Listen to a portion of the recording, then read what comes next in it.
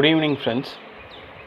அதாவது மார்க்கெட்டில் என்ன மாதிரி நிலமையில் நம்ம ஆப்ஷன் பையர்லாம் செயல்படணும்? மார்க்கெட்டில் ஒரு 4 கண்டிஷன் தான் இருக்குது. பொதுவாகவே மார்க்கெட்டில் 4 கண்டிஷன் தான் இருக்குது. ஒன்று, மார்க்கெட் வேகமாக மேலே போகணும், இல்லை மார்க்கெட் வேகமாக கீழே வரணும், இல்லை மார்க்கெட் ஒரு 50-100 பாயிண்ட்டு ஒரு ரேஞ்சுக்குள்ளே ட்ரேட் ஆகணும், இல்லைனா மார்க்கெட் டோட்டலாக சைடுவேல இருக்கணும். இந்த 4 நிலைமையில தான் மார்க்கெட் எப்போவுமே ட்ரேட் ஆகுது. அப்போது மார்க்கெட் எந்த கண்டிஷனில் இருந்தாலும் அந்த கண்டிஷனுக்கு ஏற்ற மாதிரி ட்ரேடர்ஸ், குறிப்பாக இதில் ஆப்ஷன் பையர் நம்ம எப்படி ட்ரேட் பண்ணலாம் அப்படின்ற மாதிரி நம்ம பார்க்கலாம்.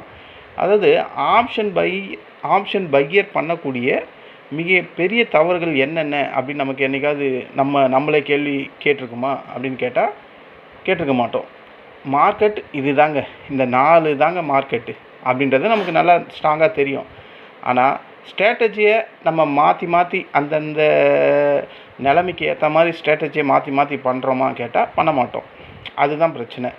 இப்போ ஒரு புல் மார்க்கெட்டு, அதில் ஒரு ஸ்ட்ராட்டஜி, புல் மார்க்கெட் சம்மந்தமான ஸ்ட்ராட்டஜி இருந்தால் பியர் மார்க்கெட்டில் அந்த ஸ்ட்ராட்டஜி எப்படி ஒர்க் அவுட் ஆகும் அப்படின்னு ஒரு கேள்வி. பியர் மார்க்கெட்டுக்கு ஏற்ற மாதிரி ஒரு ஸ்ட்ராட்டஜி நம்மக்கிட்ட இருக்குது, ஆனால் மார்க்கெட் புல் மார்க்கெட்டாக இருக்குது. அப்போ அந்த ஸ்ட்ராட்டஜி எப்படி ஒர்க் அவுட் ஆகும்? ஒரு ரேஞ்ச் பவுண்ட் மார்க்கெட்டில் ஒரு ஸ்ட்ராட்டஜி, அப்புறம் ஒரு சைட்வே மார்க்கெட்டில் ஒரு ஸ்ட்ராட்டஜி. ஸோ இந்த மாதிரி சொல்லிக்கிட்டே நம்ம 4 ஸ்டேஜை சொல்லுவாங்க. ஆப்ஷன் வாங்கினா ப்ரீமியம் கரைஞ்சி போகுது, கரெக்டுங்களா? இது நமக்கு இருக்கக்கூடிய ஆப்ஷன் பையருக்கு இருக்கக்கூடிய பிரச்சனை. உண்மையிலே பிரச்சனை ப்ரீமியம் கரையிறதுல மட்டும்தான் இருக்கா அப்படின்னு கேட்டால் இல்லை.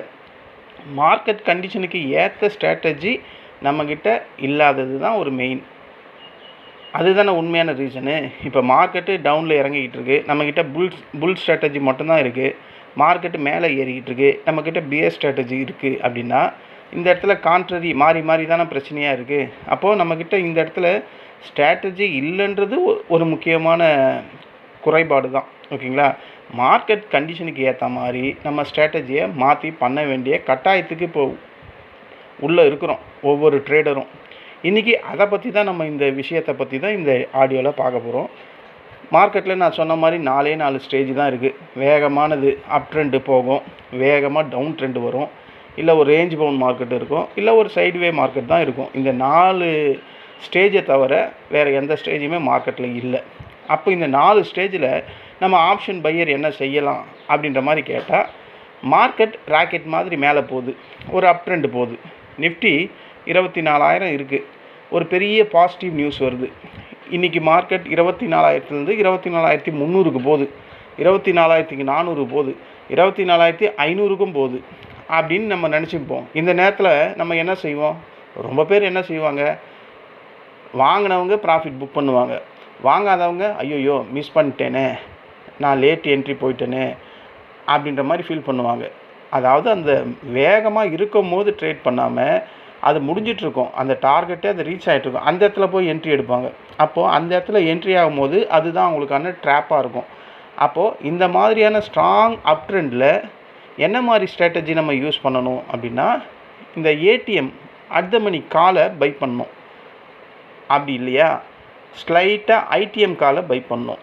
நான் அதிகபட்சமாக சொல்கிறது ஐடிஎம் காலை தான் சொல்லுவேன். இந்த மாதிரி அப் ட்ரெண்ட் மூமெண்ட்டும் வேகமாக இருக்கும் போது அப்போ நம்ம ஏடிஎம் காலை கூட பை பண்ணலாம். ஏன்னா ஏடிஎம் அந்த ஸ்ட்ரைக் ப்ரைஸ் தான் டெல்டா வேகமாக வேலை செய்யும். 24,000 அந்த ஸ்ட்ரைக் ப்ரைஸில் இருக்கிற சிஇ ₹100 இருக்குது, மார்க்கெட் 300 பாயிண்ட் மேலே போகுது. அப்போ ₹100 இருக்கிற ப்ரீமியம் அப்படியே ட்ரிபிளாக ஆகிறதுக்கான வாய்ப்பு இருக்குது. ₹100 ₹300 மாறத்துக்கு வாய்ப்பு இருக்குது. ஏன்னா அதில் டெல்டா வேகமாக வேலை செய்யும். ஏன்னா அட் த மணி டெல்டா எப்போவுமே வேகமாக வேலை செய்யறதுக்கான வாய்ப்புகள் அதிகம். அப்போது இதுதான் இந்த இடத்துல ஆப்ஷன் பையருக்கு அட்வான்டேஜ். ஏன்னா market direction with momentum with delta 3 ஒன்றா சேர்ந்து அந்த ப்ரீமியத்தை பெரிய லெவலில் இன்க்ரீஸ் பண்ணுது. இதுதான் மார்க்கெட்டுக்கு பெரிய சப்போர்ட் செய்யுது. அப்போ ரூல் என்ன? ட்ரெண்டு இருக்க வர மட்டும்தான் நம்ம அந்த ட்ரேடிங்கை ஹோல்ட் பண்ணணும். ட்ரெண்டு அந்த இடத்துல ஒரு பியர் கேண்டில் வந்துடுச்சுன்னா அந்த ட்ரெண்டுலேருந்து நம்ம எக்ஸிட் ஆகிடணும். இந்த ரூலை ஃபாலோ பண்ணணும் ஒரு அப் ட்ரெண்டாக இருந்தால், ஓகேங்களா? ரெண்டாவது, மார்க்கெட்டு அப்படியே லிஃப்ட் மாதிரி தொப்புன்னு கீழே விழுது. இது ரெண்டாவது சிச்சுவேஷன். இதில் எப்படி நம்ம ட்ரேட் பண்ணலாம்?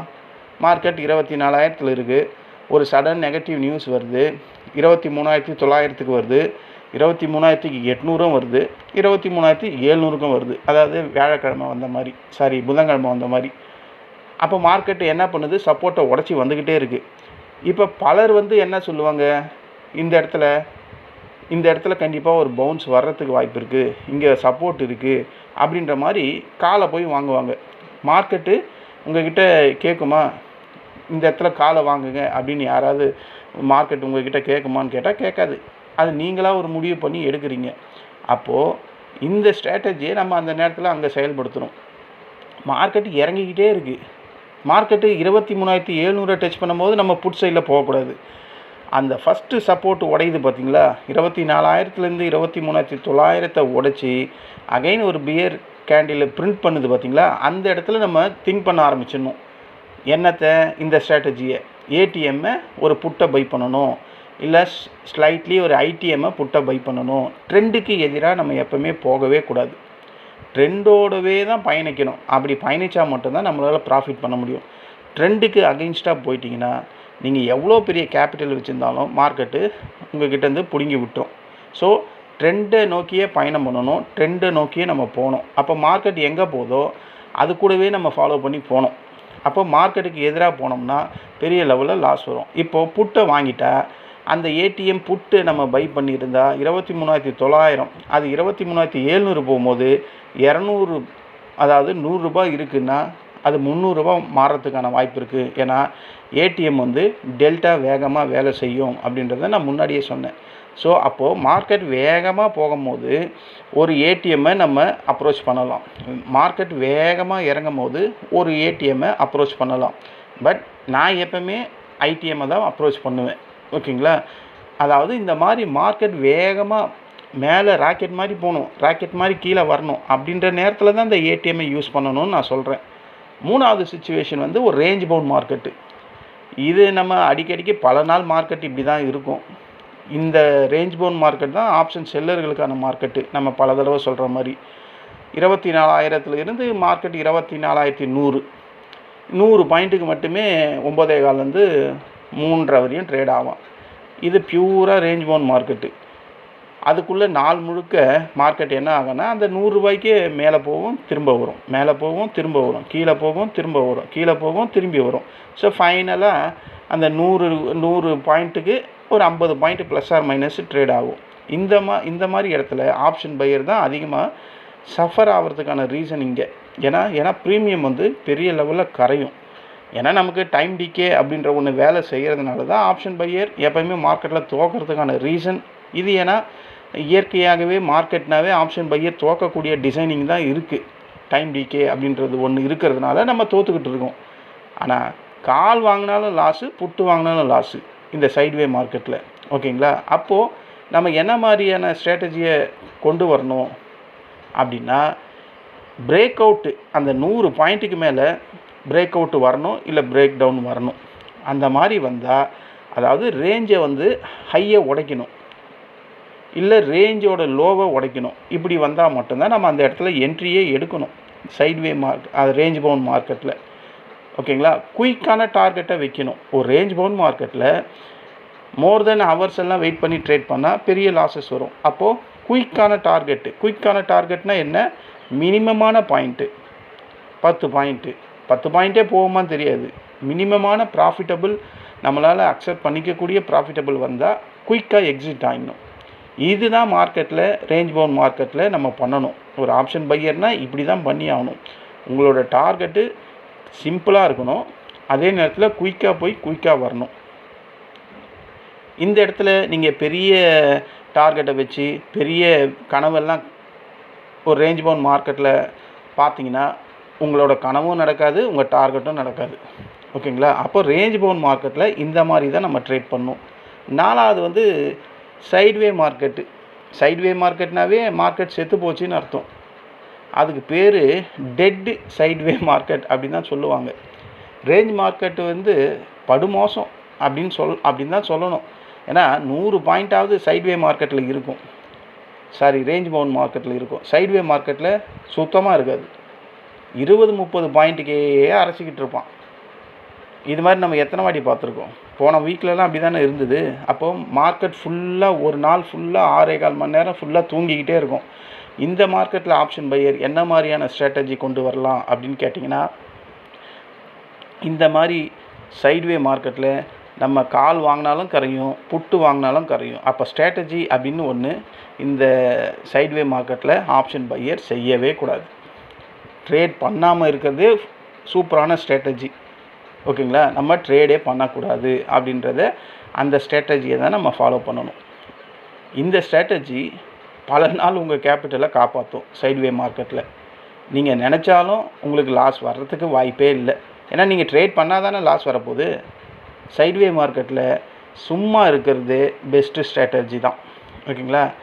கேஷ் இருக்குது அப்படின்ட்டு தேவையில்லாமல் ஒரு சைட்வே மார்க்கெட்டில் போய் நீ பொசிஷன் எடுத்தனா அன்றைக்கி தான் தெரியும் அதோட வலி எவ்வளோ பெருசு இருக்கும். ஏன்னா மார்க்கெட்டே போகல, நீ எந்த நம்பிக்கையில் வந்து காலை வாங்கின புட்டை வாங்கினன்ற கேள்வி உங்களையே போட்டு தொலைச்சி எடுத்துரும் லாஸ் ஆனதுக்கப்புறம். ஸோ இந்த சைட்வே மார்க்கெட்டில் நம்ம ட்ரேட் பண்ணாமல் இருக்கிறது உத்தமம். இந்த 4 மார்க்கெட்டோட நிலையை நல்லா புரிஞ்சுக்கிட்டவங்க மார்க்கெட்டில் நீண்ட நாள் கண்டிப்பாக ட்ரேட் பண்ணி சஸ்டெயின் பண்ணலாம். ஓகேங்களா? இப்போ புரியுதுங்களா? மார்க்கெட்டில் என்ன மாதிரியான நிலையில் இந்த 4 ஸ்டேஜில் ஆப்ஷன் பையர் எப்படியெல்லாம் ட்ரேட் பண்ணணும் அப்படின்றது ஒரு சிம்பிள் ரூல் தாங்க. இந்த சிம்பிள் ரூலு 2000 F&O அப்படின்னு ஒன்று இந்தியாவில் வந்தது. இப்போ 2026 26 வருஷமாக இந்த ரூல் தான். ஒரு அப் ட்ரெண்டுனா என்ன? ஹையர் ஹை ஹையர் லோ, இது ஒரு அப் ட்ரெண்டு. ஒரு டவுன் ட்ரெண்டுனா லோயர் ஹை லோயர் லோ, இது ஒரு சிம்பிள் ரூல். இந்த சிம்பிள் ரூலை ஃபாலோ பண்ணி நம்ம ட்ரேட் பண்ண வேண்டியது தான். ஒரே ரேஞ்சாக இருந்தால் மார்க்கெட் ரேஞ்ச் மார்க்கெட்டு, மூமெண்ட்டுமே இல்லாமல் இருந்தால் அது சைட்வே மார்க்கெட்டு. இதை நம்ம கண்டுபிடிச்சி மார்க்கெட்டு டைப்பை புரிஞ்சிக்கிட்டு அதுக்கப்புறம் நமக்கு தேவையான ஸ்ட்ராட்டஜியை நம்ம செலக்ட் பண்ணிக்கிட்டு அதுக்கப்புறம் நம்ம ட்ரேட் பண்ணால், அதுலேயும் ஒரு ஸ்ட்ரிக்டான எஸ்எல்லை வச்சு மெயின்டைன் பண்ணால் கண்டிப்பாக நம்ம மார்க்கெட்டில் சஸ்டெயின் பண்ணலாம். நம்ம எல்லோரும் என்ன பண்ணுறோம்? முதல்ல ஸ்ட்ராட்டஜியை தான் தேடி ஓடுறோம். மார்க்கெட்டை பார்க்குறதே கிடையாது, மார்க்கெட் கண்டிஷனை தெரிகிறதே கிடையாது. சரி, ஒரு கால் எடுப்போம். ஏன் கால் எடுக்கிற?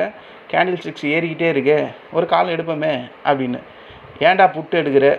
மார்க்கெட் இறங்கிக்கிட்டே இருக்கே, ஒரு புட்டு எடுப்போம். அவன் எடுத்ததுக்கப்புறம் மார்க்கெட் அங்கேருந்து ரிவர்ஸ் ஆகிடும். அவன் ஏன் கால் வாங்கும்போது அங்கேருந்து மார்க்கெட் அங்கேருந்து போயிட்டு ரிவர்ஸ் ஆகும். ஸோ இதுதான் பல பேருக்கு நடந்துக்கிட்டே இருக்குது மார்க்கெட்டில். ஏன்னா மார்க்கெட்டோட அந்த கண்டிஷனை அவங்க புரிஞ்சிக்கிறதே இல்லை. 24,200க்கு மேலே மார்க்கெட் போச்சுன்னா அது ரெசிஸ்டன்ட் ஏரியா, இனிமேல் போகிறதெல்லாம் ரெசிஸ்டன்ட் ஏரியா, மார்க்கெட்டு போகாது, அங்கேருந்து ப்ராஃபிட் புக்கிங் தான் நடக்கும் அப்படின்னு மார்க்கெட்டு டெப்த்தை தெரிஞ்சிருந்தா வியாழக்கிழமை ப்ராஃபிட் பெரிய லெவலில் பண்ணியிருக்கலாம். 23,900 மார்க்கெட் கீழே போகுது, இதுக்கு மேலே மார்க்கெட் கீழே போகிறதுக்கு வாய்ப்பு இல்லை அப்படின்னு நினச்சி அங்கே வந்து காலை பை பண்ணால் 24,100 200 மார்க்கெட் போச்சு, அங்கே ப்ராஃபிட் பண்ணலாம். ஆனால் நம்ம எப்படி பண்ணுவோம்? மார்க்கெட் நல்லா ஏறிட்டுருக்கோம், 24,200 கட் பண்ணி ட்ரேட் ஆகிட்டுருக்கோம். நம்ம அப்போ தான் கால் ஆப்ஷனுக்கே போவோம். அப்புறம் மார்க்கெட்டை குறை சொல்லுவோம், நான் வாங்கினதுக்கப்புறம் இறங்குது அப்படின்னு. ஏன்னா அது நீ வாங்கினதுனால இறங்கலை, ஆல்ரெடி அந்த இடத்துல ரெசிஸ்டண்ட்டு பல பேர் வாங்கி வச்சுக்கிட்டு இருக்கான், இங்கே வந்தால் நான் விற்கணுன்ற மாதிரி. அதுதான் அங்கே நடக்குது. அதனால தான் நம்ம தோற்றுக்கிட்டு இருக்கோம். ஓகேங்களா? ஸோ இந்த மார்க்கெட்டில் இந்த 4 விதமான சிச்சுவேஷன் இருக்குது. வேகமாக மேலே போகிறது, வேகமாக கீழே வர்றது, ஒரு ரேஞ்சுக்குள்ளேயே ட்ரேட் ஆகுறது, இல்லைன்னா சைடு வேலை இருக்கிறது. இந்த 4 நிலமையில் மார்க்கெட் எந்த மாதிரி இருந்தாலும் நம்மளால் ஹேண்டில் பண்ண முடியும். ஓகேங்களா?